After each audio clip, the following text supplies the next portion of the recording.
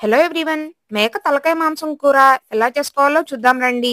ముందుగా కుక్కర్లోకి ఆయిల్ వేసి, ఆయిల్ వేడయ్యాక చెక్క, లవంగా, బిర్యానీ ఆకులు వేసి అవి కొద్దిగా వేగాక ఉల్లిపాయ ముక్కలు వేసి సాఫ్ట్గా అయ్యేంత వరకు ఫ్రై చేసుకొని, హోల్ మసాలా పేస్ట్ వేసి పచ్చివాసన పోయేంత వరకు ఫ్రై చేసి, టమాటో పచ్చిమిర్చి ముక్కలు వేసి టమాటో ముక్కలు మెత్తగా మగ్గాక మేక తలకాయ మాంసం వేసుకుని అందులో కొద్దిగా పసుపు వేసి కలుపుకుని తలకాయ మాంసాన్ని 5 నిమిషాలు ఉడికించుకోవాలి.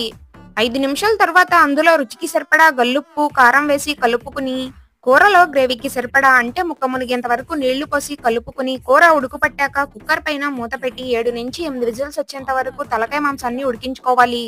8 విజిల్స్ వచ్చాక స్టవ్ ఆఫ్ చేసుకుని కుక్కర్ విజిల్ పూర్తిగా చల్లారాక కుక్కర్ మూత తీసి స్టవ్ పైన పెట్టి కూరను దగ్గరకయ్యేంత వరకు ఉడికించుకుని చివరిగా గరం మసాలా కొద్దిగా కొత్తిమీర వేసి కలుపుకుని దించేసుకుంటే మేక తలకాయ మాంసం కూర రెడీ అయిపోతుంది. ఫుల్ వీడియో ఛానల్ నేమ్ కింద ఉంది, క్లిక్ చేసి చూడండి. వీడియో నచ్చితే లైక్ చేసి మన ఛానల్ ని సబ్స్క్రైబ్ చేసుకోండి.